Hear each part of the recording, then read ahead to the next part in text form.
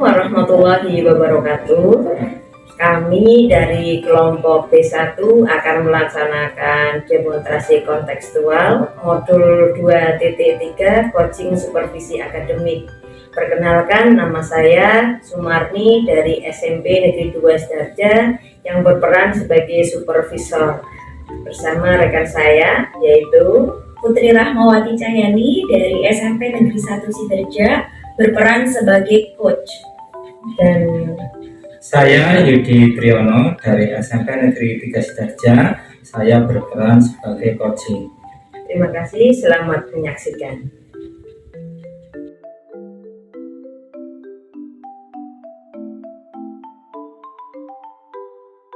Assalamualaikum Bu Putri, apa kabar? Waalaikumsalam, baik. Alhamdulillah baik. Bagaimana Bu Pati? Alhamdulillah baik. Bu Putri akan melaksanakan coaching dengan Pak Yudi. Nanti saya sebagai supervisor. Sebelumnya saya pengen tahu tujuan ataupun penilaian yang akan saya nilai pada kegiatan itu, guys. Yang pertama, kompetensi apa saja yang bisa saya bantu untuk dikembangkan pada coaching kali ini, Bu? Pada coaching kali ini saya ingin lebih kepada mendengarkan aktif Ibu, kompetensi yang diperhatikan. Oke.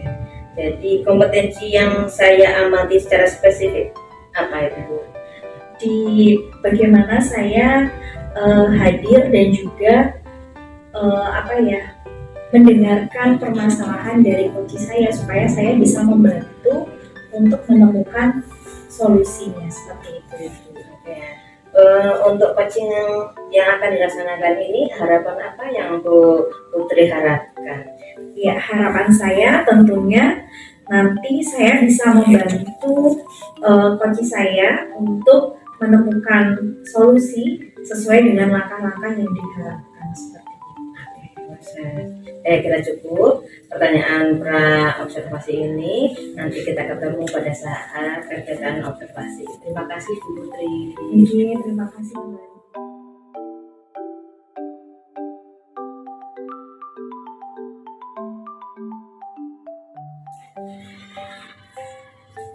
Assalamualaikum. Waalaikumsalam. Oh iya, monggo Pak Yudi. Gimana Pak Yudi? Selamat siang, Bu. Selamat siang Bapak. Apa kabarnya Bu hari ini? Alhamdulillah baik Pak Yudi. Bagaimana kabarnya Pak Yudi? Saya juga baik, Bu. Alhamdulillah. Oh iya. Ini ada apa ya Pak? Sepertinya kok ada yang ingin dibicarakan. Iya, Bu, saya ingin membicarakan sesuatu dengan Ibu. Begini, Bu. Saya kan wali kelas 7B. Beberapa rekan guru mengeluh pada saya bahwa kelas saya itu jika pada proses pembelajaran itu sering ramai dan gaduh, sehingga proses pembelajarannya juga terganggu dan juga mengganggu kelas lain. Nah, menurut pemahaman saya itu para guru tersebut itu ya bahwa itu tanggung jawab saya sepenuhnya sebagai wali kelasnya dan cenderung menyalahkan anak sebagai penyebab keramaian tersebut, Bu, seperti itu. Oh oke, baik. Jadi seperti itu ya Pak Yudi. Gitu. Ini sebelum kita melanjutkan percakapannya, sebetulnya tujuan dari percakapan ini apa Pak Yudi? Saya mengharapkan solusi atas permasalahan ini, Bu, yaitu tentang guru-guru yang mengeluh pada saya bahwa di kelas 7B itu anaknya itu sering ramai gaduh sehingga proses pembelajaran yang dilakukan guru tersebut juga menjadi terganggu. Nah, saya inginnya itu memberikan solusi juga pada guru tersebut bagaimana agar proses pembelajarannya itu berlangsung dengan menyenangkan dan juga siswanya itu bisa konsentrasi untuk belajar begitu, Bu.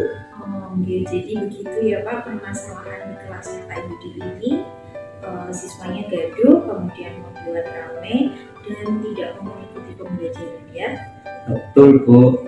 Jadi para guru itu mengeluh kalau di kelas saya itu anak-anaknya itu ada saja yang dibuat. Ada yang nyeletuk lah, ada yang jalan sana kemari lah, kemudian ada yang ngobrol sendiri lah, sehingga itu gurunya merasa wah kok seperti ini kelas 7B, sehingga kemudian mengadu kepada saya seperti itu Bu.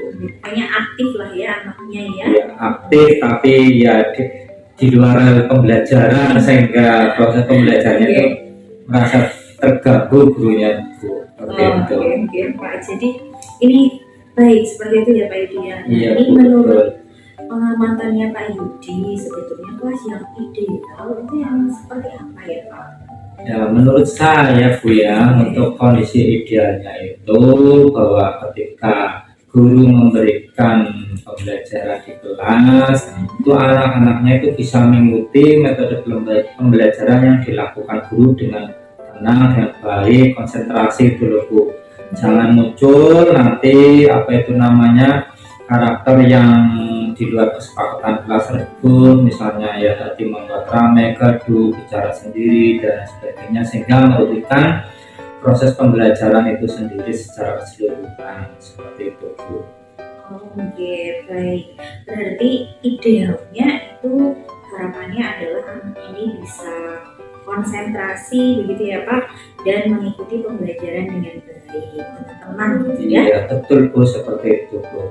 Oke, jika siswa yang seperti itu idealnya ada di angka 10 ya Pak ya. Iya. Lalu yang tidak ideal itu ada di angka 1. Oh iya. Nah ini menurut Pak Yudi ini kelasnya Pak Yudi ini anak-anaknya ada di angka berapa ya? Menurut saya kondisi anak saya saat ini itu di angka 6 Bu. Iya, karena ya memang masih ada beberapa anak yang suka ramai, tidak konsentrasi dalam belajar Bu. Di angka 6 ya berarti ya. Iya. Nah ini kalau kondisi tersebut itu mau diubah, kira-kira mau ada di level atau di angka berapa? Untuk itu yaitu menurut saya berada di level 8 itu sudah bagus pula. Oke, nah untuk memaksimalkan ada di angka 8 itu menurut Pak Yudi yang harus dilakukan itu apa? Jadi begini Bu Rahma, saya teringat pada materi pembelajaran yang dulu saya dapatkan, yaitu materi tentang pemenuhan kebutuhan dasar manusia dan pemenuhan kebutuhan belajar murid. Menurut saya, siswa yang suka membuat ramai, gaduh, tidak konsentrasi itu karena belum terpenuhi dua hal tersebut ya.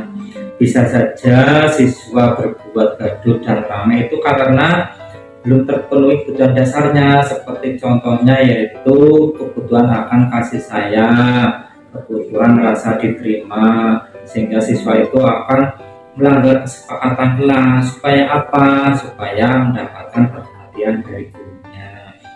Dan saya juga merasa bahwa kalau pemenuhan kebutuhan belajarnya belum terpenuhi, maka siswa akan merasa bosan Bu, karena metode pembelajarannya itu saja, atau metode pembelajarannya siswa itu tidak suka, sehingga mereka melampiaskannya itu dengan membuat keramaian dan itu tidak konsentrasi seperti itu Bu. Oke, berarti kurang inilah ya, tidak menarik gitu pembelajaran. Iya betul Bu. Oke. Oh iya, kalau begitu kira-kira apa saja yang bisa dilakukan rekan guru? Saya kira yang pertama yaitu guru mengidentifikasi apakah pembelajarannya itu dilakukannya itu sudah memperhatikan pemenuhan kebutuhan dasar siswa atau belum. Kemudian juga mengidentifikasi proses pembelajarannya itu apakah sudah memenuhi kebutuhan belajar murid atau belum. Begitu Bu.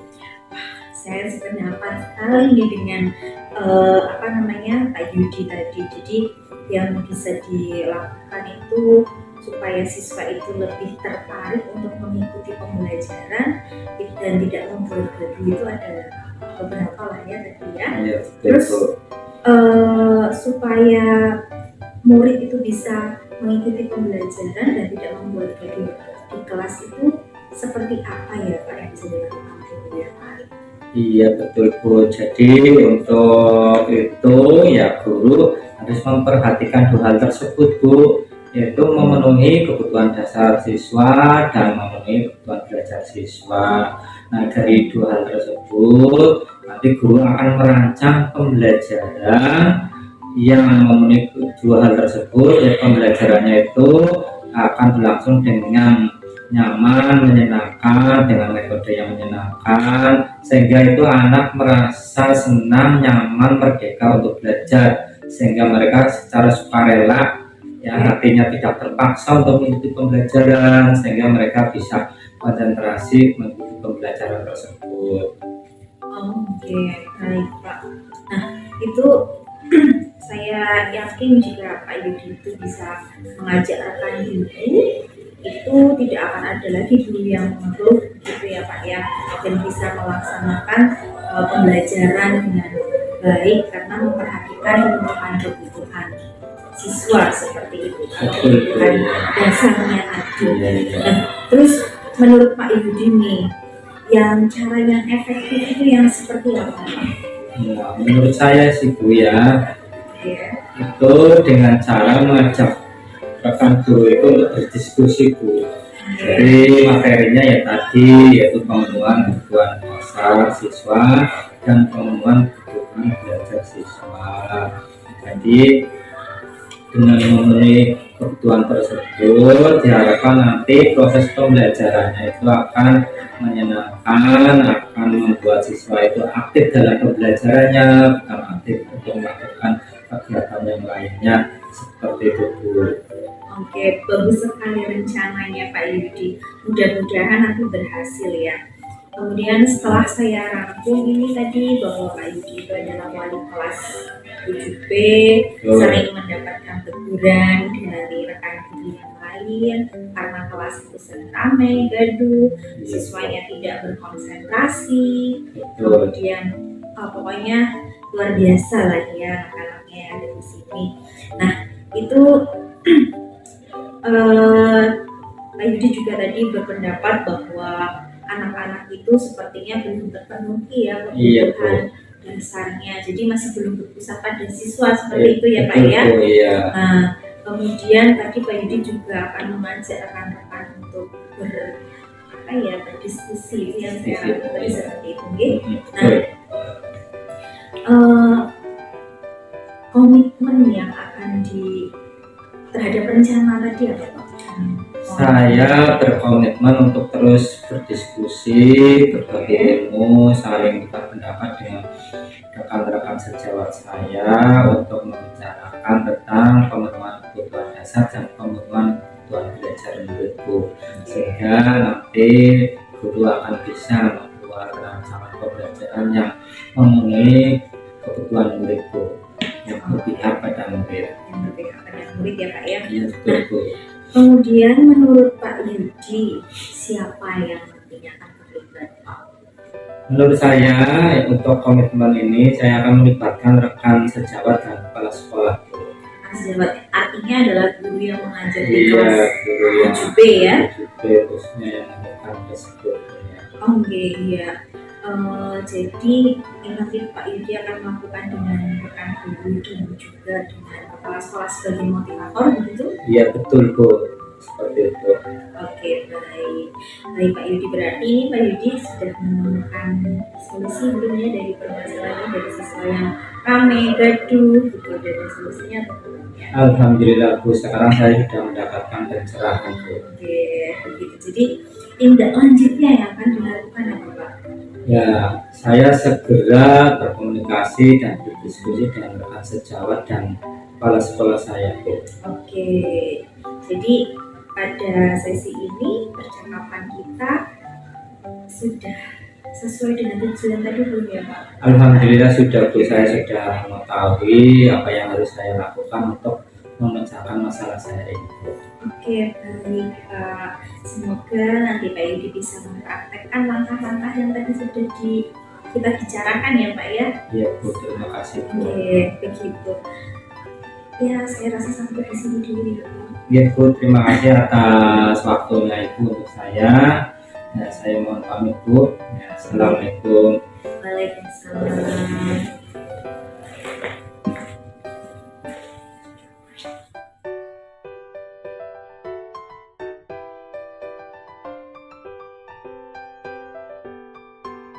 Bu Putri, Selamat siang Bu Marni. bagaimana tadi kegiatan coaching dengan Pak Yudi? Ya Bu Marni, alhamdulillah tadi sudah berjalan dengan menurut saya sudah berjalan dengan baik. Kemudian tadi juga Pak Yudinya sudah menemukan solusi seperti itu Bu, dan mengalir seperti itu. Ya, saya sebagai observer tadi juga mengamati bahwa Bu Putri sudah melaksanakan tugasnya dengan baik. Namun ada masukan ya Bu, sudah mendengarkan baik, tidak menyela, tapi ada satu tadi sempat memberikan ide. Oh iya Bu, tadi saya kebablasan seperti itu karena saya antusias gitu ingin membantu, jadinya kebablasan begitu. Oke, jadi dari pembicaraan ini pendengar sudah paham ya, kebayang bagaimana menjadi coach yang mendengarkan dengan aktif tadi ya. Ya, insya Allah begitu itu. Ya, mudah-mudahan ke depan Bu Putri lebih baik lagi, kita bisa bertemu dalam kegiatan yang lain. Terima kasih Bu Putri. Terima kasih sekali Bu Marni.